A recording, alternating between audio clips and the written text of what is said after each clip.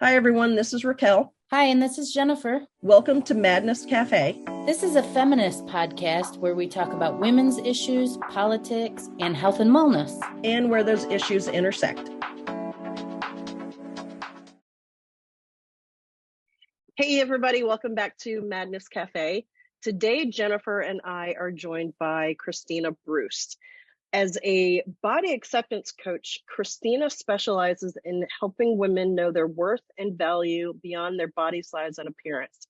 As a certified life coach, she uses her training as well as education in health studies, sociology, yoga, meditation, and self-inquiry methodologies to help clients reconnect to their inner wisdom so they can live healthy and fulfilling lives in the bodies they have. Very, very good work, Kristina. We are so glad that you're here because we all need to know how to live better in our bodies. So thank you for being here. Thanks so much for inviting me on. I'm happy to be here. I think most of our listeners know that this is one of our favorite topics, probably is for most women in the world. What is your story and how did you get started in this work?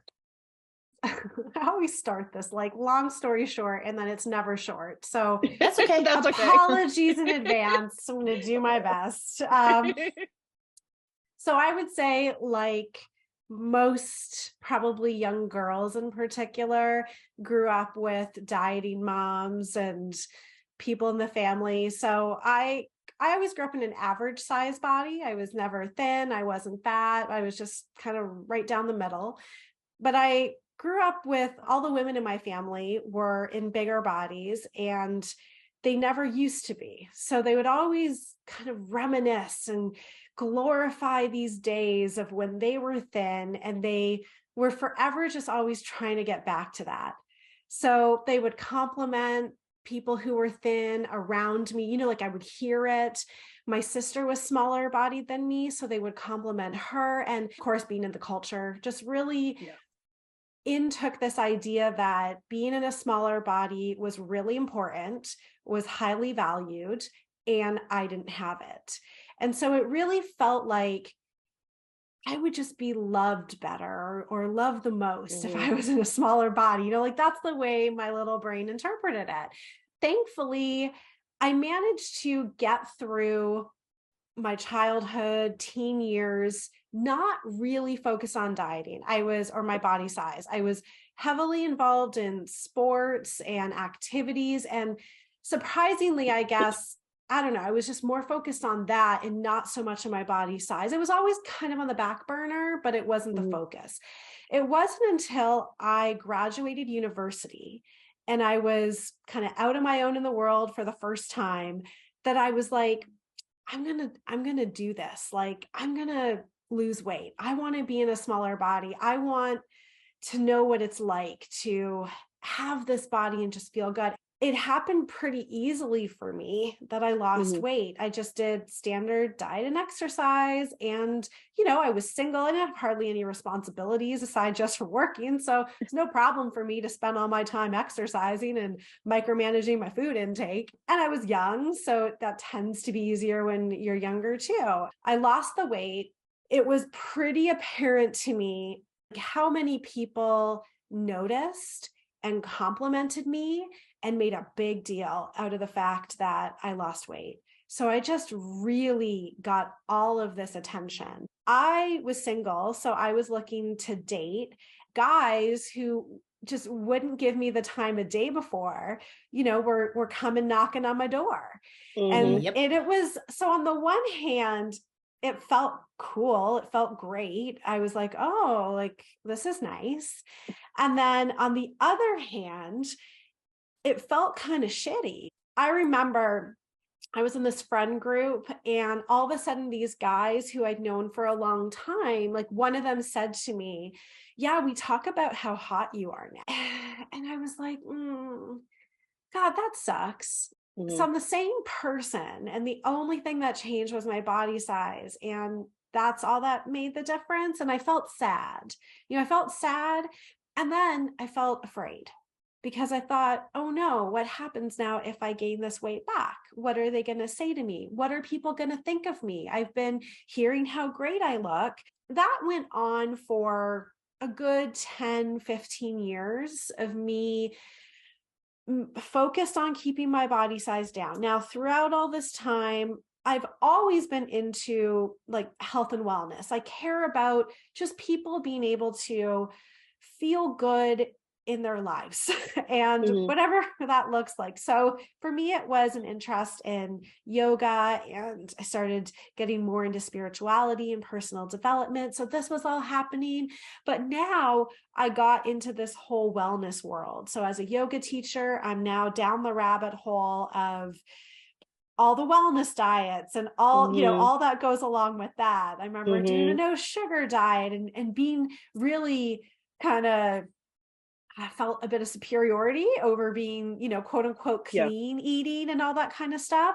But it also felt like I had this image now that I had to uphold. I had to have the yoga body, I needed to fit this role. That was all going on. And again, throughout this time, I'm now doing more deeper personal development. I started to do some life coaching training and lots of heavy, intense workshops of self-inquiry, challenging my beliefs. So this is all kind of now converging as we'll get to the end of this. But what really changed things for me was I had my then boyfriend, now husband, moved in with me. That was a major turning point because I didn't have so much time to focus on working out if I actually wanted to hang out with him. So it was now like, do I hang out with my boyfriend and watch a show tonight, or do I work out? Because when I was on my own, I needed to work out. And the thing is that I was suppressing my weight below a level that my body wanted to be. So it was like holding a beach ball underwater.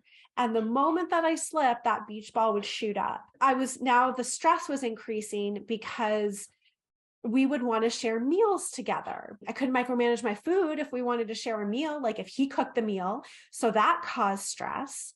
And then also at the time when he moved in with me, he had immigrated from another country, so he wasn't working. So he was doing a lot of the cooking, which was nice for me, but also not, because I was afraid, well, like you can't put that much dressing on the salad or whatever. And also I was so hungry when I came home because I was kind of in this mode of semi-starvation that I would get so angry with him if my dinner wasn't ready. I'm like, I need to eat now, but I didn't know it at the time that I was just super hungry. This started to, I won't say cause a little bit of friction in the relationship, but it kind of did. I started to panic because as I quote unquote relaxed more, AKA just like spent time with my boyfriend, my weight started to creep up. And that fear came in, right? So all of that fear of, oh no, what if I lose this? What's going to happen? So I doubled down. And I went extra hard where I was weighing myself every day, going on the diets. Like it got bad. My husband says that he would like fear me going into the bathroom in the morning because he knew that I would weigh myself and he didn't know what version of me would be walking out of the bathroom that day, because it would just ruin my day if like I gained a pound. And I would, cry. And it was nasty. Like it was an emotional roller coaster. And then it came down to where I call it, I suppose, my rock bottom, which was I signed up to go on this super restrictive diet. And I thought, okay, this is going to be what it takes if I want to actually keep this weight down. It was the night before I was about to start, and I'm like going through the Facebook group and, reading things. And at this time I was an event planner. And so I used to be at conferences a lot and traveling, and I was concerned. So I said to the woman who was the creator of this diet thing, I said, well, how am I supposed to follow this if I'm at a conference and there's a buffet? And she's like, oh, I just like pack my food in containers and I bring it with me. And I'm like, oh my God, like, how am I going to do that? Taking a 5-hour flight across the country when I'm there for 3 days. Like, and I went to bed and I was sobbing and I'm like, I can't do this. Like, I can't do this anymore. This can't be my life. This can't be my life. And that was really the breaking point. It was around that time, like kind of leading up to that, I had come across intuitive eating, but I was like, no, can't do that because I'll gain weight. But then I started coming across health at every size, and everything just converged where I was like, I I can't do this anymore. I'm done. Like I just switch flipped and I just stopped.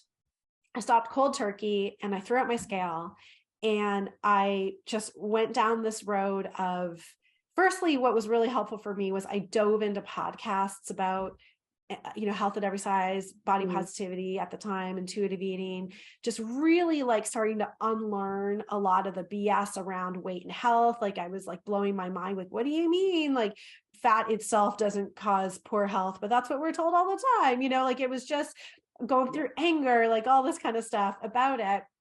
But then going through some real emotional challenges over the weight gain, because the weight gain was rapid, because my body was like, please, dear God, like, thank you for, putting some weight on. I remember, because I live in Canada, it's cold here. I remember when I was thin, I grew up being a skier, and I couldn't handle being in the winter anymore. Like I couldn't handle skiing. I was cold all the time. And it wasn't until I gained weight that I realized, oh my God, like it was because I didn't have enough body fat on me. Like I just attributed it to me getting older. That wasn't it. It was just, I was too thin. There was a lot of emotional work that I had to do. A lot of it was grieving the loss of, this body, coming face to face with the fact that these compliments now stopped, dead stopped from people. I was so used to people telling me how gorgeous I looked if they hadn't seen me in a while. And all of a sudden I'd see those people again. And instead, some of them were asking me if I was pregnant, like touching my belly and everything. And it was a lot.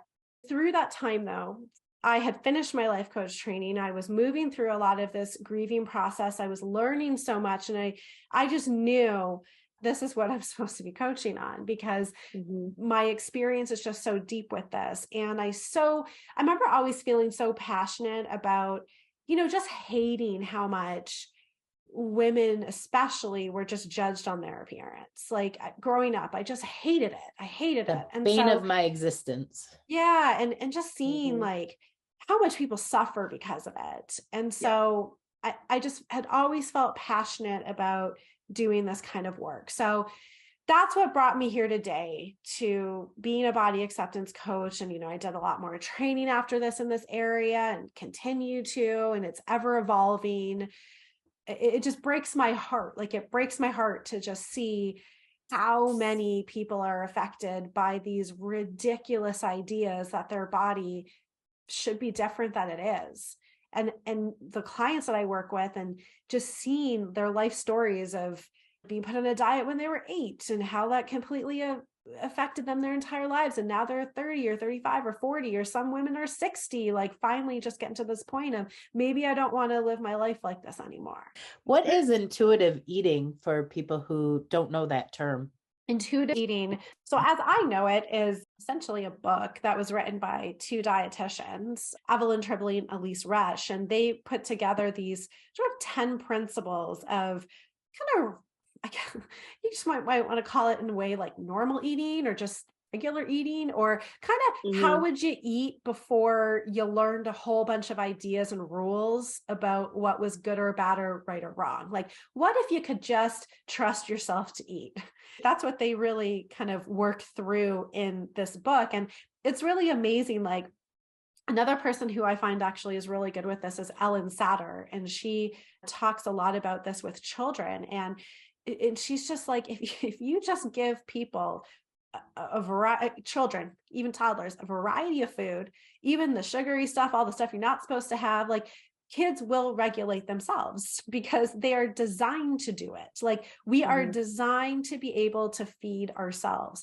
It's as soon as we start getting rules put onto us, ideas of what's good and bad, foods restricted, told that, these ideas of, oh, you shouldn't eat too much of that because then you'll be like this, or like all of that stuff disrupts our natural ability to just eat. Like, we would have balance with food, no fear with food. And we would naturally, if we had the ability to be exposed to a variety of foods, because not everybody is, based on their economic situations and location and all that kind of stuff. But we have this design, our body can detect when we're getting certain nutrients from certain foods. And so we would just sort of gravitate towards eating certain foods at certain times if we needed a little more vitamin C or we needed a little bit more of this. But that would be if we were just freshly allowed to eat and we didn't have all of this disruption. We have tons and tons and tons of disruption with our eating in our culture growing up in this world. Let me first say, Kristina, thank you for sharing your story. There's so much commonality in your story. I'm sure there's plenty of other people who are going to be listening to this who are going to say, oh yeah, I see my story in Kristina's story. So thank you to those people who didn't think that you were gorgeous before. Like, this is our first time meeting you. And I'm pretty sure Jennifer will agree, but you're gorgeous. You're sweet. But, thank you. You're welcome. I'm glad that we're talking about intuitive eating, because intuitive eating scares the hell out of me. Everyone. I think everyone. Scares the absolute hell out of me. And even though I like vegetables, I like fruits, I like healthy food, I like trying new recipes and knowing that I'm doing good things for my body. But if there's a pint of ice cream in my freezer, it literally is going to take, heaven and earth for me to not eat it. Or if there's chips, it's gonna take an act of God for me not to basically shove my body into the bag. If I'm feeling, some kind of way, if I'm stressed out or if I'm sad, then that's going to add to it too. How does intuitive eating work for people who are struggling through all of that, who are struggling through the conditioning that you're talking about, and maybe don't even have the base that I'm talking about, already loving vegetables and fruit, right? Yeah. Well, this is why I do coaching, because it takes time. It takes time. So I'll give you my experience, because yes, to everything you were saying, this was a big part of my, I guess I call it recovery, really, from dieting. Was I didn't just jump into intuitive eating. I had to unlearn this. So let me tell you this. Restriction is one of the biggest pieces of feeling like you're just gonna, like you said, dive into a bag of chips, throw your body into it. It's restriction. So whether that's physical restriction, where you're like, I'm only gonna have ice, I'm not gonna have ice cream in the house, it's only gonna come in on a certain occasion, or I gotta keep the chips out of the house, that kind of thing. Did you hear about this study years ago about rats and cocaine? And it was No. they were, okay. So there was a study that happened where they had given rats cocaine and they had given rats sugar. And the end of the study concluded that the rats actually were more addicted to the sugar than they were to the cocaine. So the conclusion was sugar is more addictive than cocaine. And this is one of the big things that has really sparked that, you know how we're super anti-sugar now in our culture. That was one of the big studies that sparked that. And when I was in my dieting days, I was talking all about that too. I learned later, and when I went in more of my diet recovery and into intuitive eating, there was a really key piece that was missing from that study that was not taught. Not that it was missing from the study, it was in the study, but it wasn't really talked about, was that the rats were given intermittent access to sugar. So it's not like they just had a bowl of sugar sitting there the entire time. It's that sometimes they would be given sugar and then sometimes they wouldn't. So they never knew when they were going to get it. And the thing is that so the scarcity sugar, mindset. Yeah. And sugar is also a substance that our body can actually utilize calories from and energy from. So it would make sense that the rats would want it because it's fuel. So they never knew though when they were going to get it. So when they got it, they went hard on it. They binged because, well, I don't know when this is coming again. So better fuel up, right? Like a feast or famine type thing. So that is one key element into why we feel like we go crazy over sugar. And so I remember as part of this, what did I call it? Basically my rock bottom diet that I was going on, this woman had this test that you could take called, Are You Addicted to Sugar? Because I always felt like anytime there was a plate of cookies, like I could never just have one cookie. And I remember getting so mad. I'm like, who the hell are these people who like just, oh, let me just have a cookie? I'm like, screw you. Like I want Or 5, people 10. who eat half of one. I just want to punch I them. don't understand that. That's enough. I just wanted a taste. I was like, who are you? Like, Nope. I need like all the cookies. So I thought, well, I must be addicted to sugar. And I took the test and I think I was like a 7 out of 10, which to me wasn't off the charts, but it was like, yeah, that's pretty healthy. Okay, I feel good about that. I started learning about this restriction piece and that started to make more sense. Now, when I went ahead and decided I'm not dieting anymore, what I decided to do for myself was I said, all of my rules are gone. Everything is on the table. I have no rules anymore. I'm allowed to eat as much as I want, whenever I want, of anything I want. So that meant I ate a lot of ice cream a couple times a day for a lot of days. Okay. And I ate chips. And I ate chocolate and I ate cookies. And there was a lot of times my head was going, oh no, like this is never going to end. You're going to, like, of course, in my mind is, and I'm gaining weight. And then of course my mind is fearing I'm going to be a bajillion pounds and I'm never going to stop. And that's it. Like it's out of control. Here you go. The train's left the station. That's it. But with the restriction piece, it's like, the harder you've been restricting with dieting, it's like pulling a rubber band back, right? The farther you pull it back and you let it go, the further it's going to fly. So that's what's going to happen when you finally let yourself eat. But what happens is that most people never let themselves, like never let the rubber band fall. It starts flying and they quickly run and grab it and say, nope.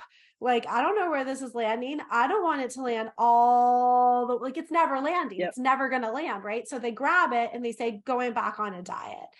Then the rubber band is back on the hand and starts getting pulled. So that's like this cycle, right? But when you really do give yourself full permission to eat, eventually you're like, maybe I don't want ice cream 3 times today. Maybe I just want it twice, but like it's a longer period. So eventually I stopped wanting the ice cream all the time. And then it would maybe be once a day. And then it would maybe be like, oh, I skipped a day. And the same would be with all those other foods. And then all of a sudden one day it would be like, I'm kind of craving a salad. And so it eventually started to peter out. So that is one half of the restriction piece. But the other half of the restriction piece is the mental restriction. So these are now all of the thoughts that come into your mind that say things like, but you can only have a few of those. Are you sure that you should be eating this? You've had too much. You can only have a little bit today. You really should be having some more vegetables. You can't eat that much. You're really bad for eating that. Like, I mean, just, it goes on and on. Beating and ourselves on up. and on. This is bad. This is bad. You shouldn't be eating this. So it's all of this. This is all of the conditioning. This is all of the things that we've learned since we were young, growing up, of what's good or bad food. Or like sugar or ice cream is a treat.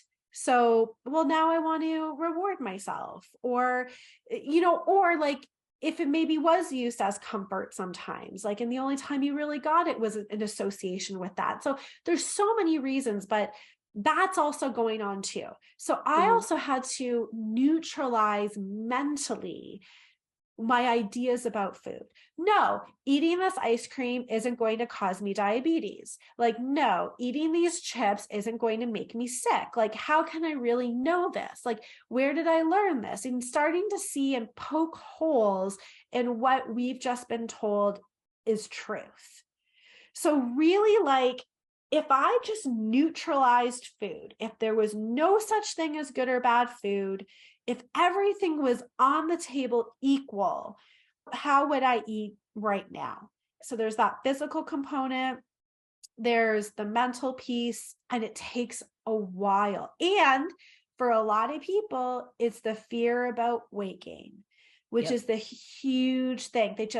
can't let themselves do it, right? It's like, nope, I've got to shut this down and control it. So some people may end up gaining more weight when they do this, but then they might lose a little bit again because they found a balance. Like, it all just depends on where people's body weight is at, is to where it kind of wants to be naturally for them. And by that, I say, in any given moment at different stages of your life, it's going to change too. So it's not like you're just going to be one body size for the rest of your life. If you get injured and they say you were really active, your body is likely going to be different than if you were injured and now you couldn't be as active. No, one isn't better than the other. It's just a result of circumstance. And if we didn't label it as bad or wrong, or that our body should be something different, then it wouldn't be a big deal. So it's like, we're not eating then to control our body size. It's just the body size finds its wherever it wants to be based on today. Like, we don't have to worry about it. But that means, though, going through this process, and it's a longer process. And like I said, this is why I do coaching, is part of this, is because all of the stuff that comes up is so intense and can be the thing that says, nope, I can't do this. I got to go back to control and dieting. And so it's a lot of healing too. And it's a lot of unlearning, and it's tough in this culture. It's tough right now in this culture. So there's no question about that. And that's why I really focus on understanding and empowering ourselves to understand that the way that other people view bodies right now, like, that's not our fault. So we don't have to be viewing our body like that just because almost everybody else around us does. And how to deal with that. What if, because you brought up, say, if you're injured and your body can't do certain things that it used to, or that sort of thing. So kind of piggybacking on that, what if, say, somebody's gained weight and they really just don't feel as capable in their body as they used to? For instance, maybe they can still run, but their knees hurt more because of the extra weight. Or if getting up and off the floor, or getting down on the floor and then getting up, is harder because of the extra weight, or their body just doesn't feel as if it's functioning well because of the extra weight. How do you deal with that, as far as maybe losing some weight would help the capability of that body? Yeah. And that's a good question, because it's one of the biggest questions that comes up when we talk about this. So the way that I look at that is I say, okay, then go ahead and lose weight if that's what you think is going to work. Right? So here where I'm going to go with this. So the first thing I would say is, okay, well then why don't you just go ahead and lose some weight? Well, okay, if I could just do that, or like maybe I've tried that before, or it is also causing other problems in my life, or it's causing stress and worry and anxiety and all of the reasons why it just hasn't been that easy to do it, that's not going to be the answer, right? So it's like, can't really focus on that. So like, I look at it and say, if you really truly believe that it's the weight for you, well, go ahead and do it and then see what's the result. Because what usually happens is it's not just so simple. Then other problems are caused as a result of trying to focus on this weight, or you end up living this life where you're constantly battling your body. You're constantly going up and down on the scale. You're constantly feeling like a failure, and you're going around in circles. Well, you've done that. Most of these people have been there, done that. And yet, though, now they feel stuck, right? To what you're saying. So now what do I do?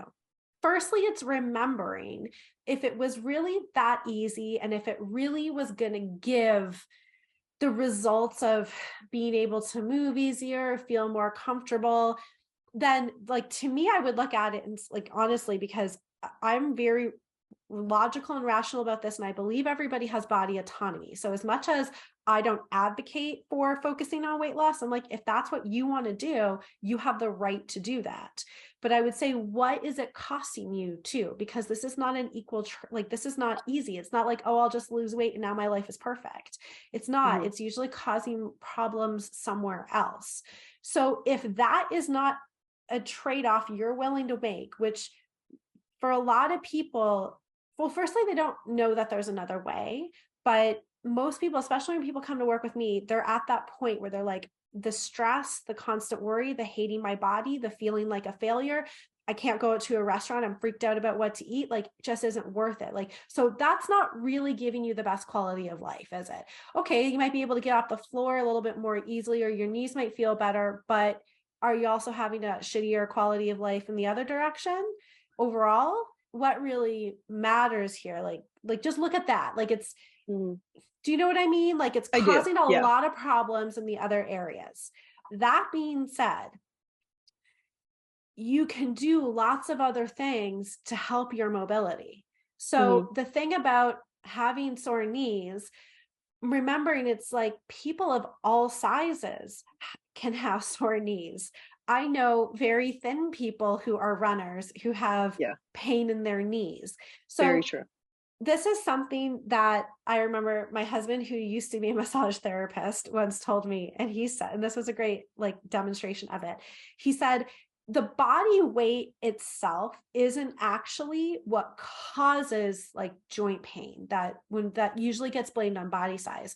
It's usually something else. He said, because people who are in heavier bodies, their joints get stronger to adapt. So there's another underlying issue. He said it's usually only if there's a rapid weight gain. So usually if people are taking a medication, something that could cause somebody to gain something like 40 pounds in a few weeks or a month, like the joints don't have the chance yet to build up. But there could be a misalignment. There could be some other kind of, maybe the muscles around the knees aren't as strong. So there are things you can do, like, what would a physiotherapist or a doctor recommend somebody do who's in a thin body who has knee pain?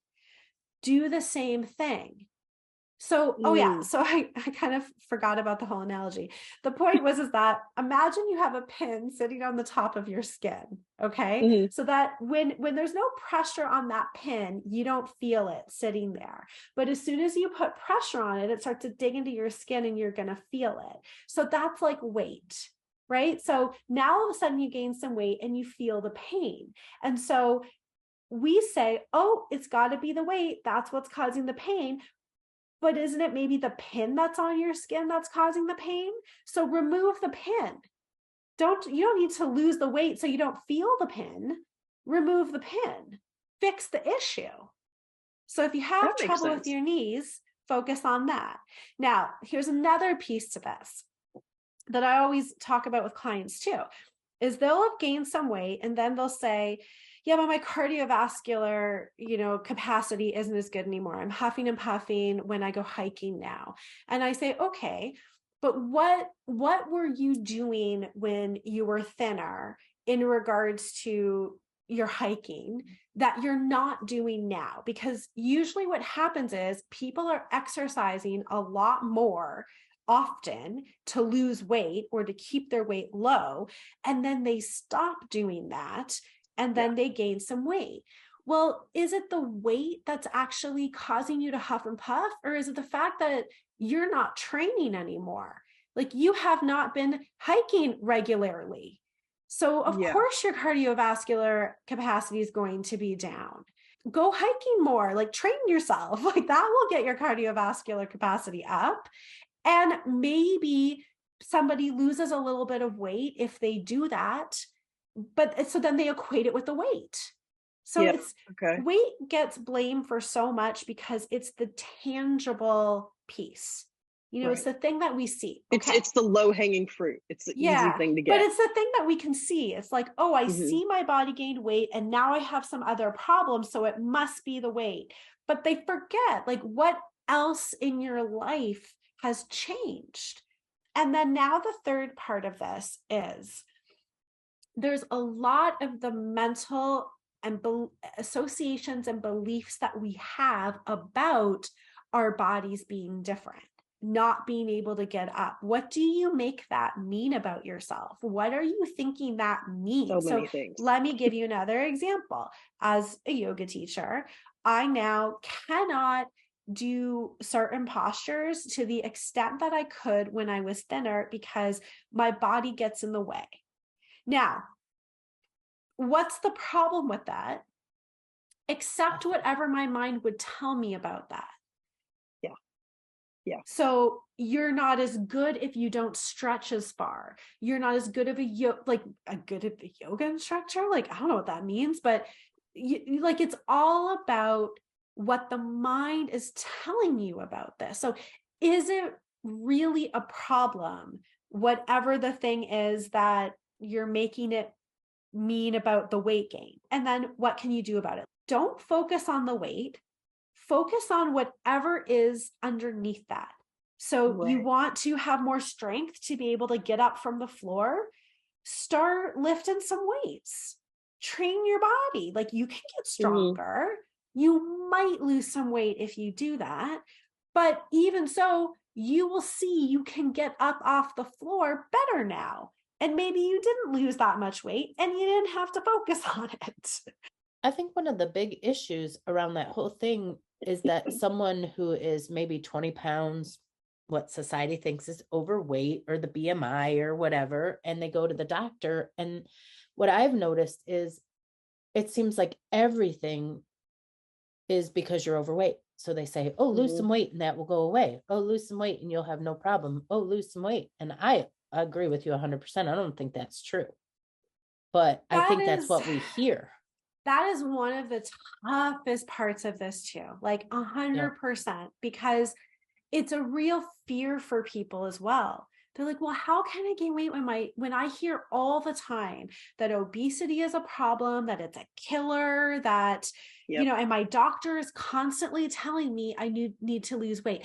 I mean, listen, my mom is like that. Okay. She's got a running list of chronic conditions and she is constantly being told she has to lose weight by her doctor. And so now she is forever on a diet, even though she follows me on social media. It doesn't matter. It's like, no, she tells me, well, I can't because my doctor won't let me. Right. Like, well, or just, she so believes that its weight is responsible for it. And this was such a key piece that this was one of the things that got me angry because, like I said, I really actually care about people's well-being.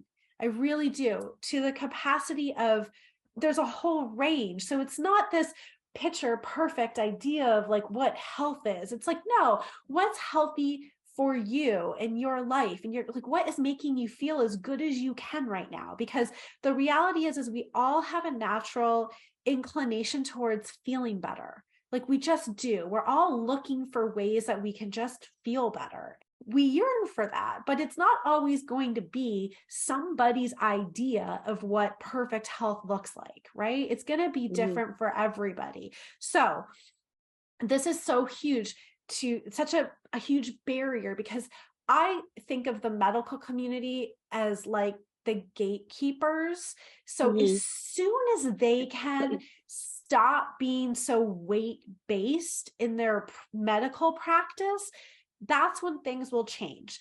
And the most frustrating thing, like this was, I was saying, where I got angry when I stopped dieting was, I initially had read the book Health at Every Size by Lindo Bacon. They were really focused on the research. They are a researcher. And so that's their job, is looking and going through what is the research saying about weight and health. They couldn't find any causal link in any of the research. And to date, all the research is showing is that there's a correlation between higher body size and these chronic health conditions. But correlation just means one thing happens in the presence of another thing. Lindo uses the example of people who have yellow teeth and having lung cancer. So you could say, oh, if somebody has yellow teeth, they have a higher risk of lung cancer. So let's whiten their teeth and then that will take care of the lung cancer, so they're correlated, except that we know that's not true. We know that it's actually smoking, which can cause lung cancer, just so happens to also make people's teeth yellow. So there's only correlation in this research. There's no causal link. But what's happening is a lot of people might be of higher weight if a whole bunch of other things in their life are challenging their health, like stress. Past childhood trauma is actually a really big one. Working 3 jobs and not being able to, exercise, living in food deserts, there's so many factors, living in environments with environmental pollutants. There's so many factors that influence somebody's health. And perhaps these things might mean they also are eating more sometimes, which of course, yes, if you're eating a ton, there is a correlation between eating a lot of food and gaining weight, of course. At the same time, not always. History of dieting is a huge indicator of people gaining weight. Dieting over and over and over again, actually, the body responds by retaining more weight because it thinks you're in famine. The body doesn't know, oh, I'm just going on a diet, I'm just losing some weight. The body is saying, oh crap, we're not getting enough nutrition here. In case this happens again, I'm going to make sure we keep a few extra pounds on for next time so that you don't die. Because if you lose too much weight, you die, right? Right. The body's actually much happier to hold on to extra weight than not. So there's that piece going on. Now, especially in, it's such a huge topic. I could literally talk to you about this for 3 hours, but there's so many other factors. There's the insurance companies, right? So insurance companies, especially in the United States, they want boxes. They want to be able to, have things neat and tidy. And so having BMI is a great way to decide whether they're going to be able to give somebody is coverage for this or that, right? So that's why they also focus on weight too. It's just a neat way. It actually, the BMI got first used by insurance companies. It's for them. The BMI is not actually a tool for health at all. Honestly, I was thinking about it today. I almost wrote a post about it. The BMI is so stupid. It's damaging. Guys are I just want to be y'all are smart. Haven't you not figured this out? How stupid this is. So anyways, there's that too. And so it's so hard. It's frustrating because it's not really about people's health then, right? So we're telling people now to lose weight. And then the problem is that, oh my God, you get people who are in larger bodies who go to the doctor and they're anorexic. They just don't show in a small body. They're in a larger body. They're not eating. And the doctor's like, well, you lost some weight. So whatever it is you're doing, keep it up. You're doing great. Keep doing it. And they're like, I'm not really eating. He's like, well, it's working. They don't care. They're so fixated on the weight. They've been so conditioned to believe it's bad. And there's so much industry behind it, multi-billion-dollar industries dedicated to focusing on weight loss. So it is a huge paradigm shift that has to happen in the medical community. Okay, but now for yourself. So what do, right? You have this internal sense that says, it's hell for me to keep focusing on my body weight like this. I don't want to keep living this way. It's doing some research yourself. It's reading a book like Health at Every Size or Anti-Diet by Christy Harrison. It's getting that knowledge for yourself. It's also starting to look at all of the people that who defy the common narrative. All of the people who are actually in larger bodies but are perfectly healthy. There's a lot of them there, but the medical community just refuses to see it. They're like, oh, that's an anomaly. No, it's not. There's more people out there that exist like that. They just choose to kind of ignore it. Or all of the people who are in smaller bodies who get sick too and have issues.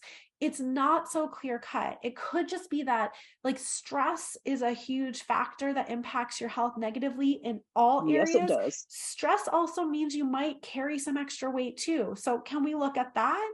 And genetics. So now it's this is the thing that was killing me. So the other day I was listening to this podcast and there's this geneticist on there.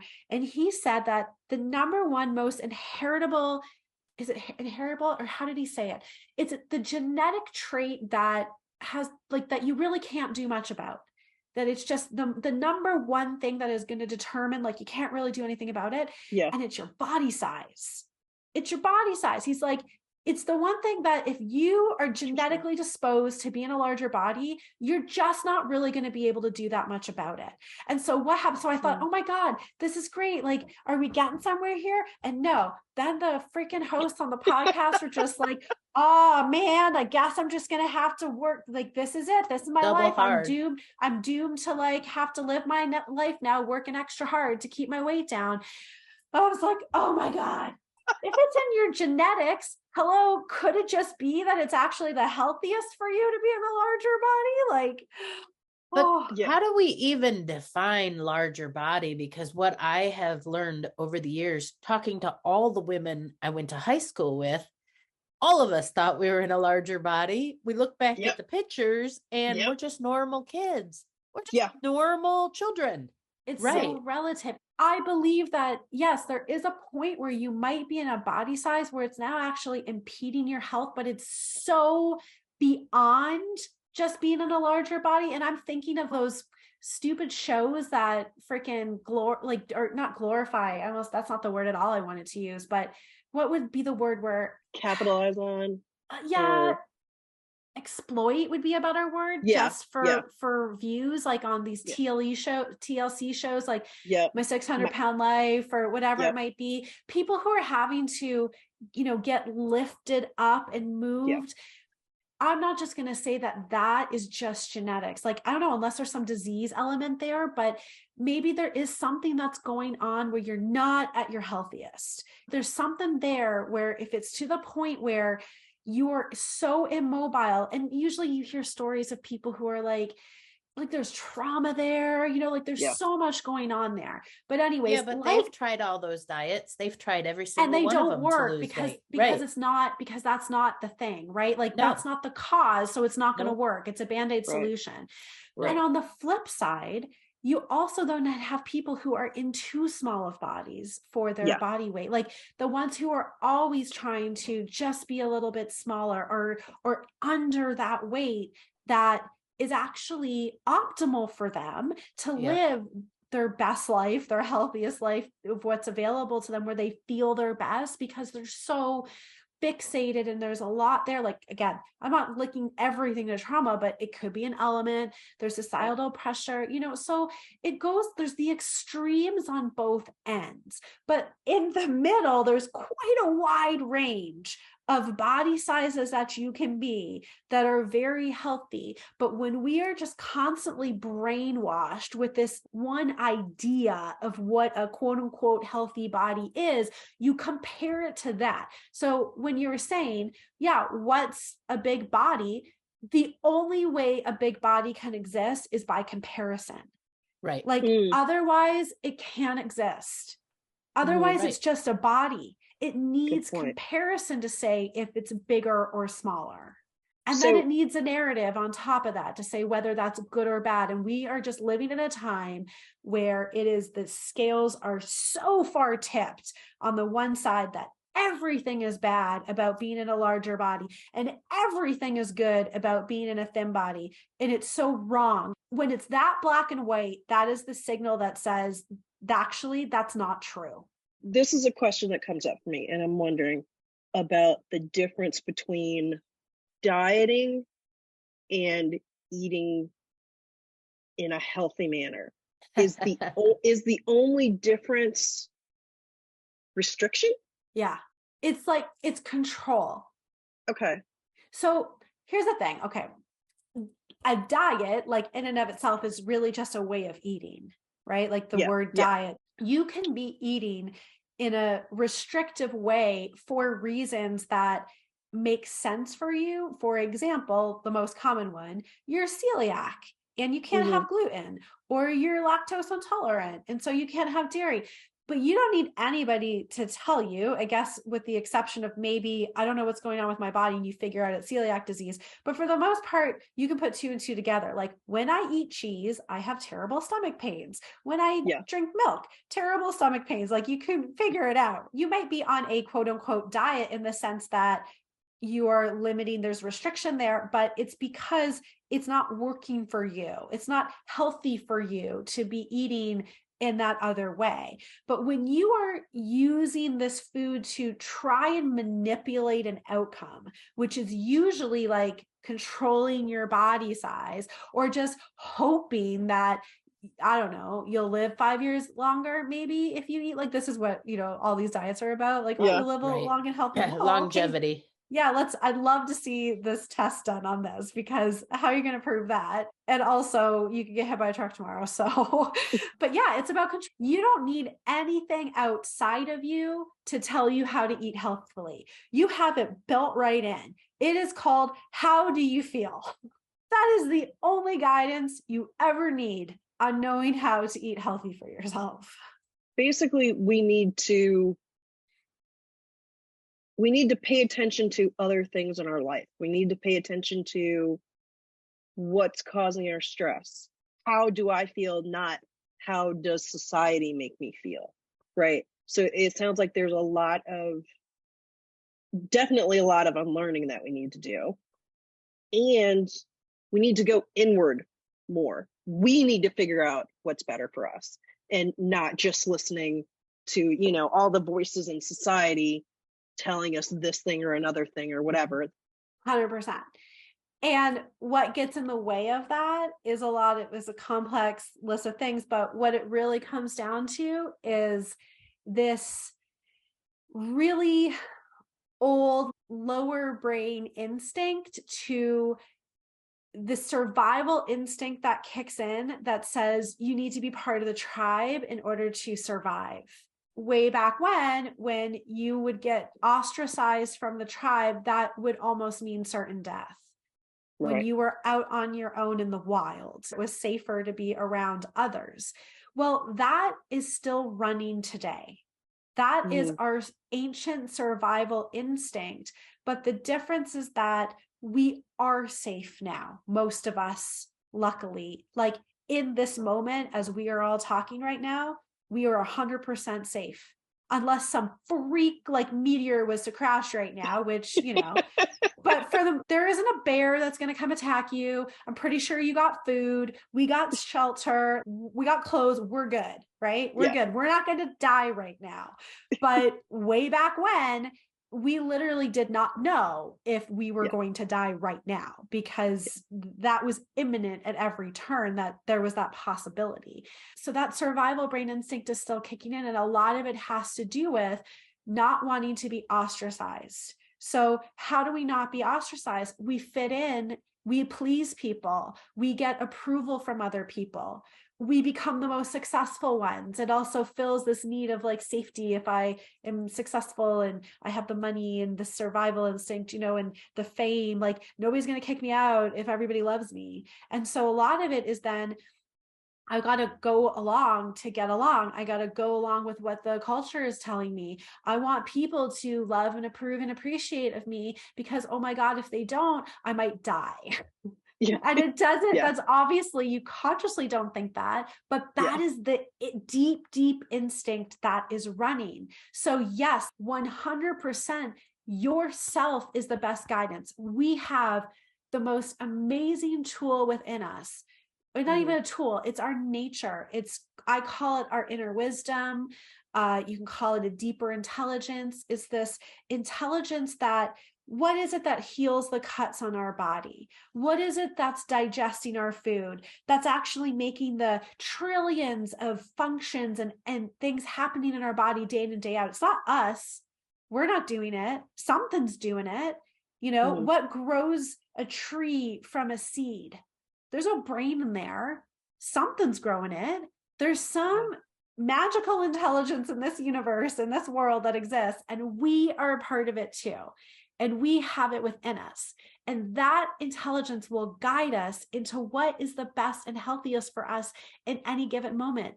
We don't need somebody out there telling us what we should be doing if we just listen to ourselves, but we have to be able to differentiate between, where am I afraid? Where am I doing something because I think like I'm looking for somebody to say, yes, you're doing it right. You're a good girl. Like, you're okay. Yeah. I'm going to like you. I'm going to tell you you're beautiful. When we can recognize that, we can start to say, oh, I see. That's just my survival mind talking to me right now, telling me that I should be doing all of these things and I'm wrong because I'm not following this person's rules, or they're the expert. And so I must listen to them. And we totally negate that the person that knows the best is us. And that person, that intelligence could guide us to, maybe seek out some additional support in a particular area where we need somebody who knows a lot about this. But we don't need somebody to tell us how to eat, how to move, how to live our lives in order to be the best. We just have to listen to ourselves. But there's a lot of conditioning in there, in the mind, that is part of the survival instinct that we have to work through first. And we have to understand what's going on. With the inner knowing and the wisdom that we all have, how do you reconcile that for somebody who basically has lived with body dysmorphia their entire life? It's actually really simple. I'm going to tell you it right now. Here it is. We have an internal, I call it an internal barometer that tells us when these thoughts that we have going through our head, because I don't know if you've noticed, but like there's somebody talking to you in your head all the time. Oh yeah. She's not very nice. Yeah. Most of the time not. So they're saying these things about you, I'm assuming. Like, what might be one of the things that you might struggle with? That would be. Well, now being bigger than, this is the biggest I've been. And I'm not saying this like, oh, I weigh 125 and it's the biggest. No. I mean, that's what I did when I was in, high school. But I am legitimately carrying too much weight for my body frame right now. So what is it? Okay, so that there in itself, that sentence, I am carrying too much weight for my body frame. Here's how it goes. How do you know? How do you know that? What's that inner wisdom? How do you bring that to the front? I'm telling you right now, we're going to do this. Okay. How does it feel right now in your body when you hear yourself say that? How does that feel to you? Like I've failed. Okay, and like how does that feel? What's the physical experience? Like, do you feel kind of contracted a little bit? Yeah, it feels very limiting, and it feels very, it's very negative, and it makes me sad. Yeah. Very sad. Yeah, to kind of down. Yeah. Contracted, like, okay, that's your signal right there, that's not true. Because you feel like that. Oh, okay. That is your signal now. Okay, so here's what we're going to do. So that thought comes into your mind, right? Yeah. You're just going to let it. I'm sorry, I just totally got distracted by your eyes, and I was like, her eyes are so beautiful. Who, me? Yes, I need to tell you that. Oh my God, thank you. Okay, so that thought moves out. So now imagine, just play with me here, that thought is gone. There's no thought in your mind right now about your body size and your frame. Like, how do you feel without that thought in your mind? Neutral. Yeah. And that is your signal then, like that you're in the inner wisdom zone. Oh.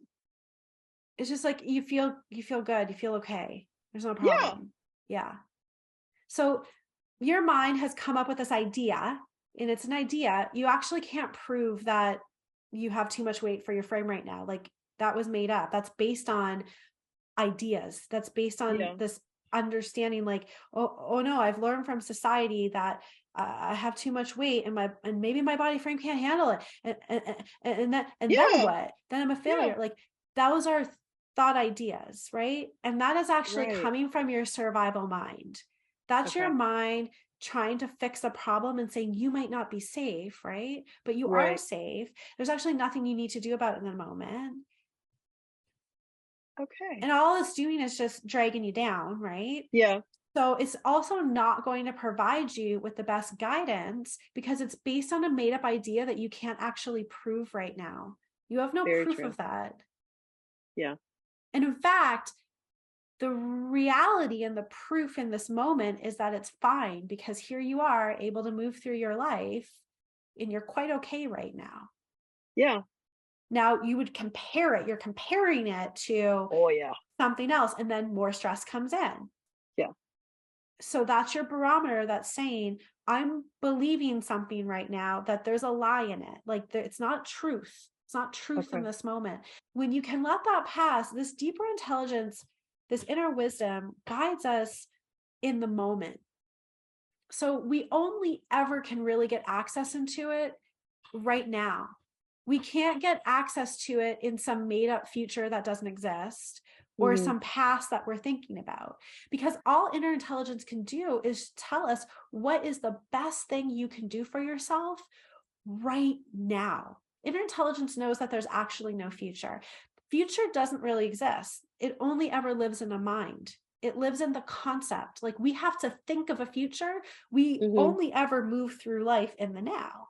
Right? Like the future never really comes. When the future comes, it's now. Yeah. So we can only ever conceptualize a future. Inner wisdom can't guide us in a future that doesn't exist. It can only ever guide us now. So it can say, Raquel, what feels good for you to do right now? Not based on some fearful future, right here, right now. Do you need to drink water? Does it feel good to go for a walk? Do you want to make some dinner? Do you have a book to read? Do you have some work to do? Like what feels good for you now? And it's more open. But as soon as it starts to feel heavy, that is our signal to say we're believing a whole bunch of story and narrative of our conditioned mind. And there's a lie somewhere in here. So come back, let it go. Brilliant. The mind, the thoughts go, right? You don't even need to do anything. You just need to notice what's happening and wait for things to clear, and then just say, now what feels right to do, what feels good to do, and move forward with that. And that's how you access it. Kristina, that is absolutely brilliant. It's awesome. I didn't make it up. I didn't. It's not mine. I've learned this. well, and now we are all learning it because you said it. So thank you for passing that on. That makes so much sense. I can't thank you enough for saying it and for sharing that with us. Oh, you're welcome. And I would love to hear how that starts working for you. Yeah, trust me, I will keep you posted for sure. That is definitely a journey that I'm working on it, which is why I asked the question. I'm trying to get in touch with my inner wisdom and how it can help me in all of the ways. And here's the thing, like, this is what really will free us from this chronic anxiety and stress and depression, is because we're all caught up in this survival mind. Really innocently. We don't realize it. The inner wisdom is still guiding us, and we just might not be aware of it. We've all had moments where we just feel called to do something, or this feels really exciting, or I don't know, I just thought to do this, or, we have moments of it. But most of us are so living in this conditioned mind, worried about the future, thinking about the past. And the thing is that the thoughts that go in our head like that, they only ever can draw information that's been inputted into it. Our mind doesn't come up with any new thought. It's a computer. It's like a machine, the survival mind. A lot of stuff that gets put in there is wrong. It's not true, and it's bogus. And yet this is where we're living from.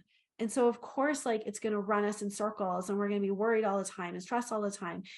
But we haven't learned that it's not I just did a webinar on this called Understanding Your Thinking.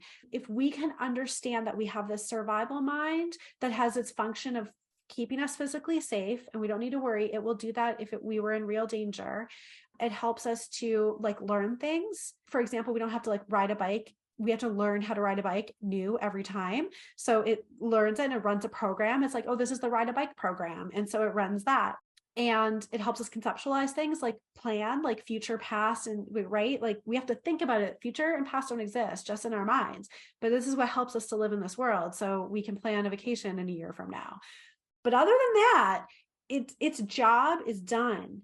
The rest of it, like actually living our life, decisions in the moment, in the now, come from inner wisdom. But we're letting the mind do that job. And that's why it feels stressful, because it's doing a job it's not meant for.